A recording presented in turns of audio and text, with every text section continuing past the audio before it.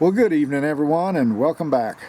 Cumberland Outdoorsman out here at my shooting range after another long hard day of work. Just recently one of my viewers came by the shop where I work and introduced himself and said he really liked the channel, and I appreciate that very much.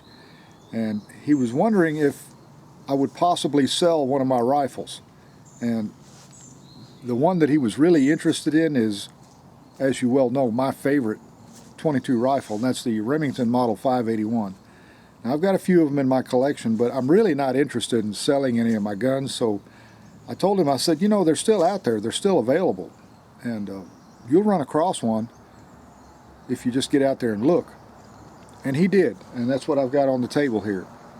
He went to a local gun show and ran across this little Model 581, and he dropped it by the shop and wanted me to go over it because I guess he thought I had a little bit of experience with these guns and taking them apart and going through them, make sure that everything is functioning well. And since I own a few of them and I have extensively gone through them, I said, sure, you know, I'll take a look at it for you and get it sighted in for you, and maybe even clean out the barrel and refinish the stock. Now, we looked up the barrel date code, which is located right here on the left side of the barrel on these Remingtons, and you'll see a series of letters on there, and the first letter will stand for the month, and then the second letter or set of letters will stand for the year of manufacture. And I'll leave a link in the description in case you're interested in looking up the date of manufacture for your Remington. But this one here turned out to be made in August of 1971, so it's been around for a while, you know, over 50 years. And the stock on this one is what I think is made of mahogany. Now, Remington used several different types of wood when they made these Remington 580 series rifles, and the first year production I know they used walnut because I've got two of them in my collection, and the walnut stocks are probably the most desirable. But I've also got one that was made, I think it was in 1978 or 1979, that has a very, very handsome burl maple stock, and that was the very first one I ever owned. That's the one I told you about that I had to work for a week washing dishes so that I could earn the money to buy that little rifle. Now, this one here has a 10-shot magazine, as you can see, but it will also accept the original 5-shot magazine. And for me, that's just more desirable. Actually, these will hold 6 shots, folks. And these are getting hard to find anymore. I mean, you can still locate them, you know, on online auctions, or sometimes you can find them at gun shows as I would say new old stock, or they're just laying around, you know, with price tags on them. I've seen them go for as high as $80 for one of these, and they're very durable even though they're made out of plastic, and they're, you know, fully functional. By the way, these plastic magazines will also fit the Remington 541 rifles and the Remington Nylon 77. Same magazine right here, as will the 10-shot magazine. But for me, I just don't like the way the 10-shot magazine looks extending out of the bottom of the stock like that. I mean, it just doesn't look right for some reason, even though it increases your shot capacity. This one here is wearing a Tasco pronghorn. I want to say it's a 4-power scope, and it's missing a screw right here. I've got some extra screws here in my gunsmith screw set, and I'll be taking the scope off because the rear sight right here is interfering with the bell of the scope. So I'm going to take that rear sight off so that the scope will sit flush in these rings. Now these rings there's nothing wrong with them. These are Weaver scope rings made out of steel, and they're very hardy, very durable, high quality rings. So I would recommend these kind of rings if you can find them for your 22. Well guys, I'm going to go ahead and remove this scope, but before I do that I'm going to remove the bolt and run some patches down through the barrel to make sure there's no rust. Now I don't see any external rust at all on the receiver, the barrel, or the metal on the bottom here. So it looks like you got a pretty good little rifle here. Somebody took fairly good care of it. Now I've gone over this before, but I'm going to go ahead and cover this now on how to remove this bolt. This applies to the 580 series rifle, the 540 series rifles, the 590s, like the 591, 592, and also the Remington 788. It's really simple. There's no tools required. I see a lot of people struggling with this. They can't figure out how to get the bolt out, but it's so easy and so simple. All you have to do is lift the bolt, make sure there's no cartridges present, the gun's unloaded, and all you have to do is push all the way forward on the safety until it stops. And then all you have to do is just slide the bolt right out. There's a pin that stops the bolt travel that rides inside this groove right here, and when you push all the way forward on that safety, it pulls the pin down and frees the bolt. Same thing with reinstalling the bolt. Make sure you align the bolt as you would, like it would naturally go in, push forward on the safety all the way, and then just slide it in. There it is. There you can see the bolt stopping on that pin. So let me go ahead and get this bolt out, and I'm going to take this scope off real quick. This won't take but just a minute, so I'll be right back with you. Okay, got the bolt out, and I'm just going to run a solvent soaked patch through the barrel.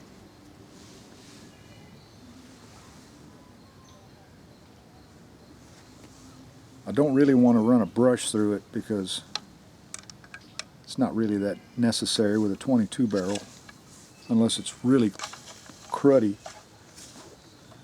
Well, we got a little bit of leading.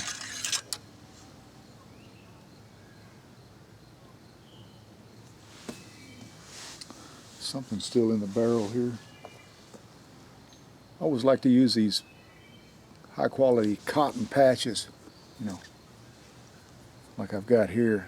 I don't like the paper ones. I like real fabric because it just picks up all the dirt and collects any fouling or lead or whatever. Just pushes it very gently out of the bore. I'll tell you what, that barrel looks squeaky clean. I don't see any sign of any rust or pitting or anything. Barrel looks brand new, actually. Wow. There you can see I took the barrel shroud off. I'm going to have to remove that screw from the rear sight because someone broke it. So I'll have to get that taken off and remounted. And when I do that, I'll get the scope mounted back on there and we're going to sight the gun in. So I'll be right back with you. Well guys, here I am back out here at my shooting bench with the Remington 581 that belongs to one of my viewers and a friend of mine now, I'm glad to say. And the reason I had to wait until today to test fire the gun is because this scope that came with the gun is really no good. I went to remove the turret caps and the top turret came completely off, and as you can see the threads are broken, so this scope here is pretty much trash. Maybe I can find some parts to be able to save it, I don't know. But anyway, the owner came by my shop today where I work and he brought me a Vortex Crossfire 2 3x9x40, and I installed it on this rifle, and I initially shot 5 shots through it to get it pretty well centered, down here at 40 yards. And from what I can see through the scope, I think we got another shooter here, folks. And to be honest with you, I'm not too surprised. All these Remington 580 and 540 rifles are just real tack drivers. You know, if they have a good barrel, a good bore that is, and the gun's been reasonably taken care of, they all just shoot really well. The only thing I see is that the trigger is a little bit stiff, so I'll have to do a little work on the trigger. It's got a really heavy trigger on it, and I'll go through that trigger mechanism and lighten that up a little bit so that you know, he won't be struggling with the trigger pull when he zeroes in on some small game.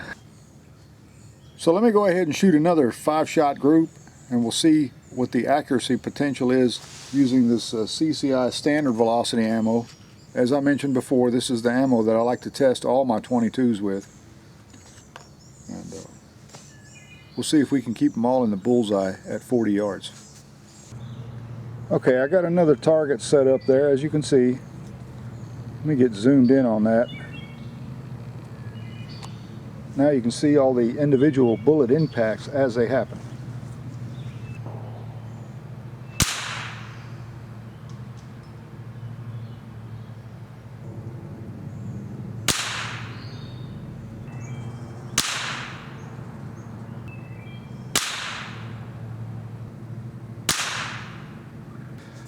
Well, folks, I'm not too surprised at the groups that I'm getting there at 40 yards. That was the first shot group. And remember, I've done nothing to this gun. I haven't worked on the trigger. I haven't done any action bedding work, nothing. But we got one flyer that went outside the group just a little bit, and that's most likely due to the ammunition. Occasionally you'll get a little variation in the ammo that you're using. But you got 4 shots right there that clustered into one little ragged hole the size of a shirt button. And then the second group is that one right there. Same distance, same ammunition, and you know, that's well under a ½ an inch right there. That's probably a 3/8 inch group. Not bad at all for a little rifle that was picked up at a gun show with not much known about its history or its background, you know, how it was maintained or anything else, but it looks pretty good. Honestly, it looks really good. I'm going to take the barreled action out of the stock and remove all the bottom metal here, and I'll refinish the stock, and I'm going to do a little work on the trigger, like I said. And then once I get it all done, when I get everything ready, we'll bring it back out here and do a little more shooting with it before we give it back to the owner. So I'll see you then. Set those there for a minute. Well, welcome back, guys. Here we are a few days later after I got done working on my friend Howard's 581 Remington, and I went ahead and stripped the stock all the way down and refinished it. I wasn't sure if I was going to do that, but you know, the little rifle just deserves a nice finish on it. And I did some work on the trigger. I cleaned the trigger up. It had some real hard grease in it, just caked in there. I mean, it was like concrete almost. I got it all cleaned out. I lightly honed the sear and the trigger where it meets up with the sear. Got any burrs off of there, just cleaned it up, and that made it nice and crisp. And I did a little bit of work on the safety so that the safety works more smoothly. You know, it's a little bit stiff on these Remington 580 series rifles, but that works just perfect. I mean, it's right where it needs to be, like I always have mentioned in the past, and I think it'll make a dandy little hunting rifle for Mr. Howard. Now, the wood, I mentioned that it was mahogany, and I still stand by that. Some of the gun forums call this Remington's mystery wood. It's kind of a reddish color, but it finished up really nice. You can see the grain in it. There, I can show you. And I've never owned a rifle with this type of wood in it, but seeing how nice this turned out, it looks like I'm going to be on the lookout for either a 582, which I don't own yet, or another 581. I'd really like to have a 582 with a tubular magazine with this type of stock on it. From what I've read, the first 2 years, 1967 and 1968, Remington stocked their rifles, the 580 series and the Remington Model 788, with walnut stocks. And then there was a shortage of black walnut that was available to American gun makers. So Remington started using this wood, which I think is mahogany. And then after that, they went to a beech type wood. I think it's beech or birch. Pretty sure it's beech. And then for a few years, they actually used maple, because I've got one that is made out of burl maple, and it's just a gorgeous piece of wood. But I'll tell you what, I really like the looks of this mahogany, and as you can see, it finished up very nicely. That's the bottom with the bottom metal put on, and here's the other side. I think Mr. Howard's going to be happy with this little rifle, and he wants to use it for squirrel hunting. But you know, it's just a nice little piece just to admire when you have it in your hand now. What we're going to try out today is some of this 22 short hollow point. This is what I like to use, especially in the fall to go squirrel hunting. I use it in the spring too, because here in Tennessee we have a spring squirrel season. And we're going to try out some of this CCI subsonic hollow point. I don't think it's necessary to go to high velocity hollow point like mini mags, but if he wants to try that, you know, that's up to him. But for me personally, this is more than enough for squirrel size game. Plenty of punch and good performance out of that ammunition. But we want to make sure that the rifle shoots it accurately. And as you saw at the beginning of the video, it shot CCI standard velocity quite well at 40 yards. But we're going to put a target up down here at 50 yards and see how well it likes the subsonic hollow point. So let's get the target put up and we'll do a little shooting. Okay guys, I got a target put up here at 40 yards, and we're going to try the CCI subsonic hollow point and see how well it'll group that ammunition at this distance.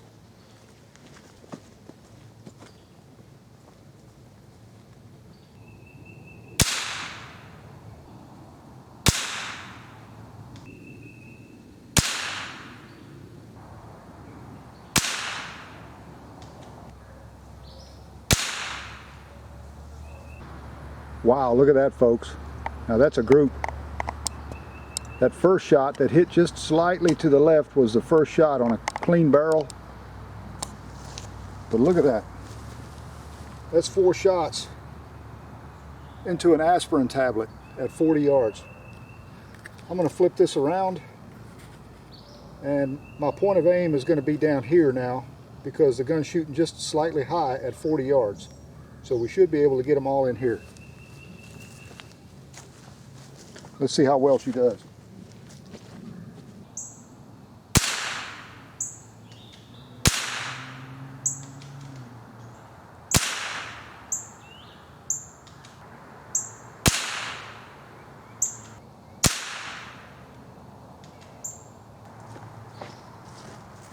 Okay, not bad. Once again, let's go ahead and move this target to the 50-yard mark.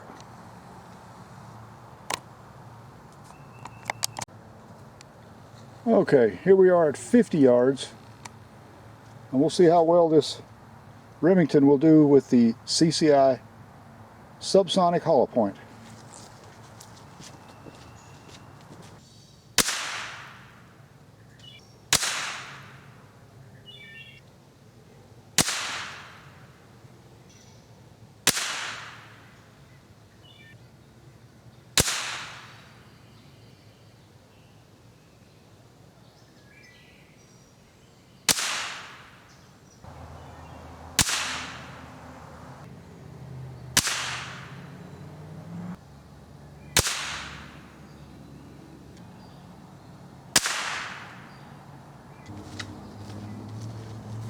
Not bad.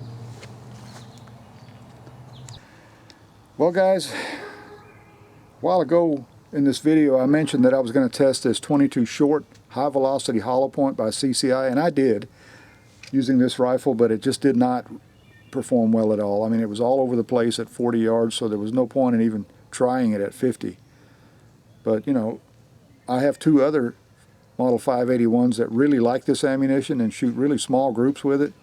I'm sure you can agree with me by some of the videos that I've posted in the past that I've shot groups that were just one ragged hole using this ammunition. So for some reason, that particular rifle just doesn't like this ammunition. It does, however, like this subsonic long rifle by CCI. It's a hollow point. I'll take one out of the box here and show it to you. As you can see, it looks just like a regular standard velocity long rifle, but it has that generous hollow tip there that does expand at the velocities that this particular round produces. It says here it's got a muzzle velocity of 1,050 feet per second. It's a full 40 grain bullet right here at the bottom, and it's intended for small game. And I gotta say, you know, this ammunition here performs well out of any rifle that I've tested recently. All the guns that I've got in my collection, this stuff does really, really well.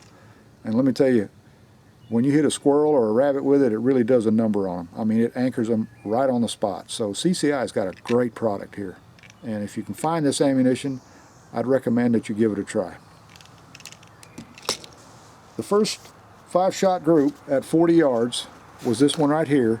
My point of aim was right there in the middle, and then the very first shot was on a clean barrel, as shot just slightly to the left, but then all subsequent 4 shots made one ragged little hole the size of an aspirin tablet there. And then I flipped the target around and I aimed a little bit lower, and those were the first 2 shots there. And then I aimed just a tad higher, just under the bullseye, and I hit high once again. And that's 3 shots all through the same ragged hole there. That means that if you've got that rifle sighted in right on the money at 40 yards, you can hit a squirrel in the eye every time. That's just phenomenal accuracy. But it's no surprise to me because I know that these old Remingtons shoot very well. And then the 50-yard group, the initial one that I shot on a clean barrel was that one right there. I kind of rushed through the shots because I wanted to lead that barrel in. And then the last 5-shot group was that one right there. And as you can see, that's well under a ½ an inch. I mean, you can cover that group right there with a dime at 50 yards.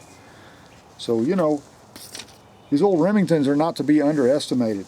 And my friend, Mr. Howard, he has a Tikka bolt action 22, but I believe this Remington that he's got here is going to give that Tikka a run for the money, and it'll do it, you know, just about every time with almost any ammunition that you feed it. And that can be said for a lot of the older Remingtons, Winchesters, Marlins, Savages. You know, the old guns were just built really well. And I'll give you another real close look at this rifle here.